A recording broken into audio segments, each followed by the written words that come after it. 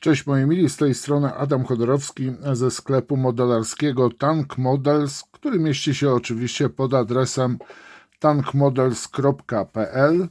Pamiętajcie, że jesteśmy sklepem internetowym i macie możliwość również odbioru osobistego zamówień złożonych przez internet. Witam moich subskrybentów, witam nowych subskrybentów również. Chciałem też powitać gorąco osoby, które oglądają mój kanał, nie zdecydowały się jeszcze na subskrypcję. Zachęcam Was do subskrybowania mojego kanału i zaznaczenia jeszcze tutaj sygnatury dzwonka, żebyście byli powiadamiani o nowych filmach na bieżąco. Dzisiejszym bohaterem będzie czołg BT-7, model z 1935 roku. Model ten wybrałem nie bez kozery, ze względu na to, że pojawiła się jakiś czas temu zapowiedź BT-7 z firmy Flyhawk. Widziałem właśnie w tej chwili już wypraski tego modelu i powiem Wam, że jak na produkty firmy, modele jakie się ukazały od firmy Flyhawk, no to powiem Wam, nie urwało mi to kupra, a model nie jest tani i dzisiaj właśnie prezentuję Wam stary model od ukraińskiej firmy UM. Tak prezentuje się opakowanie z przodu. Z tyłu mamy modele, które są zapowiadane i one są już dostępne oczywiście. I mamy też, proszę bardzo, zdjęcia modelu BT, gotowego, sklejonego przez kogoś z firmy UM. Teraz chciałbym zajrzeć już do pudełka. Wcześniej sobie przygotowałem torebkę ryżową, którą tak nazywam, bo mi przypomina torebkę, w jakiej sprzedawany jest ryż. I standardowo zaczniemy od instrukcji. Tak prezentuje się instrukcja. Mamy dwie ramki A, gdzie znajdują się ogniwkowe gąsienice. Bardzo dobrze, że są ogniwkowe, a nie gumowe. Mamy oczywiście koła, są również wyszarzone elementy, których nie używamy. Mamy następnie ramkę B, na której znajdują się części kadłuba. Mamy ramkę R, tutaj widzimy, że są resin parts. Mamy również, posłuchajcie, blaszkę fototrawioną i uwaga, zestaw zawiera metalową lufę. Tak przynajmniej producent tu napisał i powiem Wam, jest to rewelacyjna wiadomość. Widzę, że tutaj mamy też możliwość otwarcia klapy. Zaraz zobaczymy dokładnie, dużo więcej. Oczywiście ten model jest inny w porównaniu z Flyhawkiem. Różni się pewnymi elementami na wieży. No i tutaj mamy, proszę bardzo, karabin maszynowy, który montujemy na wieży w specjalnym stojaku. Następnie składamy kadłub, górę kadłuba. Później z elementów składamy dół wanny. Następnie tutaj widzimy wieżę, przyklejamy koła. Następnie po pomalowaniu na przykład składamy gąsienicę, później nanosimy retusz po prostu pędzelkami.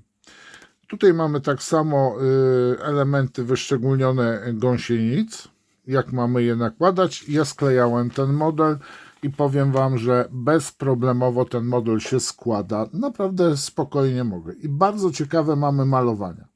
Mamy, posłuchajcie, Mandżurię, 45 rok, czyli wojnę z Japończykami. Następnie, co tutaj mamy?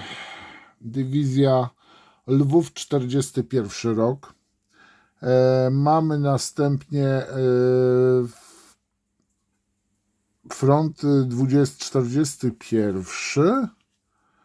Finlandię mamy, ale uwaga, Finlandia to jest model przejęty przez Finów w sierpniu 1945 roku, czyli wojna zimowa z Finlandią.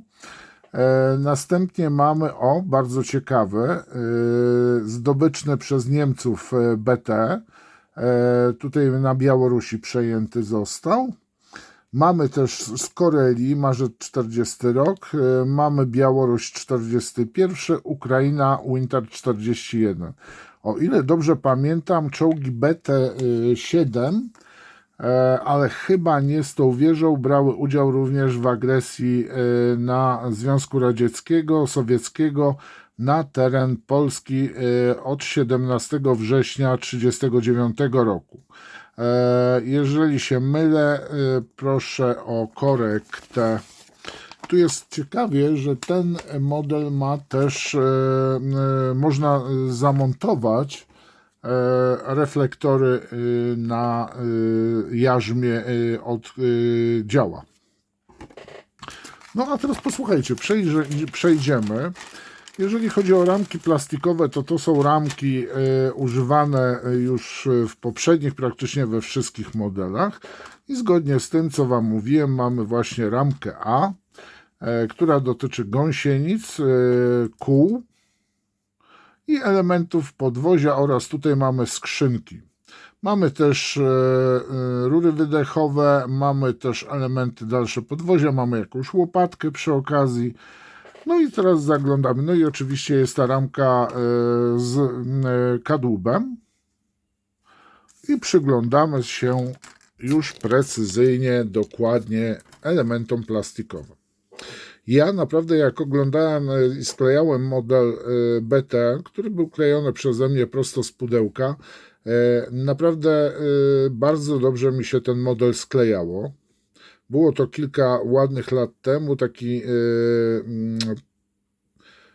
powrót niby do modelarstwa, który nie udał się ze względu na nawał, posłuchajcie, innych obowiązków, które nagle wyskoczyły, więc dopiero na poważnie wracam w tej chwili już do modelarstwa, ale oczywiście no, nie mam aż tyle czasu, co kiedyś, dawno temu, aby po prostu non-stop siedzieć i sklejać modele. Pamiętajcie, że prowadzę też firmę, tak? Nie jest to łatwo, a mam też i dom, więc nie jest to łatwo wszystko tak pogodzić, a w domu po prostu nie sklejam. Tak, tutaj widzimy już finalną burtę, którą widzimy, jeżeli chodzi o dół. Tu mamy, proszę bardzo, górę kadłuba, tak się prezentuje. Następnie mamy takie wewnętrzne burty boków dolnej części kadłuba, na które naklejamy te. Pamiętajcie, że to był bystrochonnej tank. Bazował on na produkcji zakupionego przez Sowietów czołgu Christiego, który zewaluował aż do T-34. Jeżeli chodzi o układ jazdy, tu mamy błotniki, elementy do montowania właśnie kół.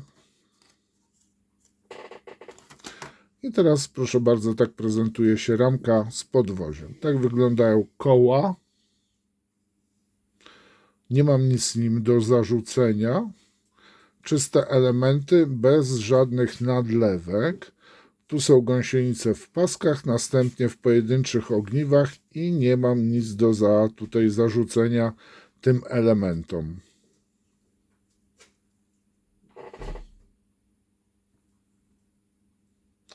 Elementy podwozia. Tutaj tak samo i tu mamy rurę wydechową, którą proponuję wymienić na przykład, jeżeli albo rozwiercić przynajmniej na końcu z tej strony. Powiem Wam, że jestem bardzo mile zaskoczony tym produktem Unimodelsa.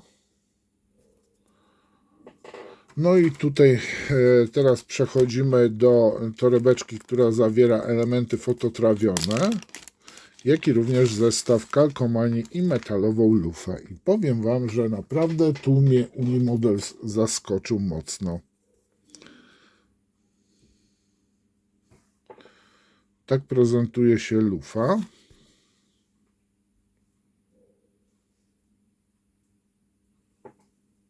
Ale powiem Wam, jednak zalecam zakup lufy od RB Model, która wróciła teraz do rynku, ponieważ ona jest nierozwiercona na końcu.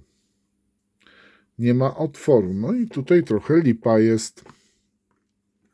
Więc proponuję zakup lufy toczonej przez polską firmę, która na moment zniknęła z rynku. Tutaj mamy elementy fototrawione, łącznie z siatką na tył silnika.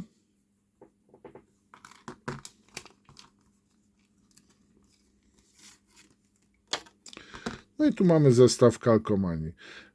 Powiem Wam, nie miałem problemu z kalkomaniami do Unimodelsa, no ale to minęło kilka ładnych lat.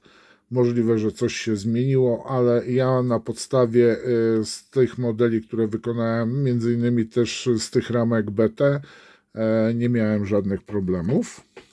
No i uwaga, to mnie zaskoczył Unimodels.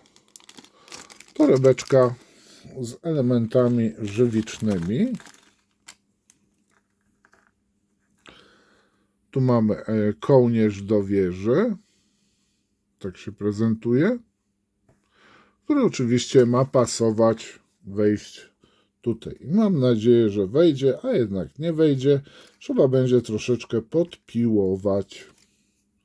Powiem Wam, mnie zaskoczyli, że nie potrafili dopasować tego. Moim zdaniem powinni zostawić kołnierz plastikowy z poprzedniej wieży. A tak prezentuje się wieża. Jest ona poprawnie wykonana.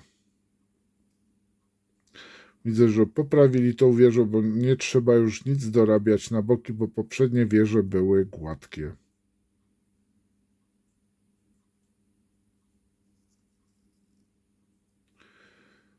Tą wlewkę to żaden problem jest usunąć. No i tutaj mamy tak. Włas, który troszeczkę trzeba opiłować, no ale to jest z reguły takie delikatne, kosmetyczne posunięcia. Tu mamy elementy karabinu maszynowego.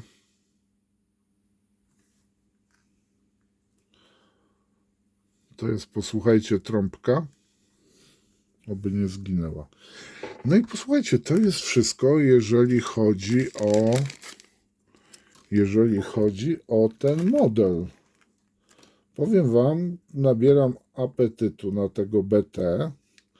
Na pewno nie jest wykluczone, że sobie zafunduję, ponieważ mi się bardzo podoba, że jest ta wieża. A jeszcze mam pozostałości po poprzednich BT, które będę chciał wykorzystać. No oczywiście lufę metalową zafunduję sobie od RB Model. Są w ofercie sklepu.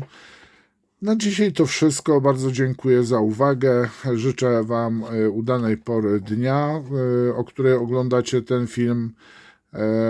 Dzięki serdeczne. Zapraszam do sklepu. Link do tego konkretnego modelu znajdziecie pod spodem w opisie filmu i będzie pod spodem link do wszystkich modeli w skali 1,72 od Unimodels. Dziękuję Wam za uwagę i jeszcze raz zachęcam do subowania mojego kanału. Dajcie lajki, łapki, komentujcie, jak i również subskrybujcie mój kanał razem z dzwonkiem, czyli żebyście byli informowani na bieżąco. Dziękuję Wam za uwagę, pozdrawiam, cześć.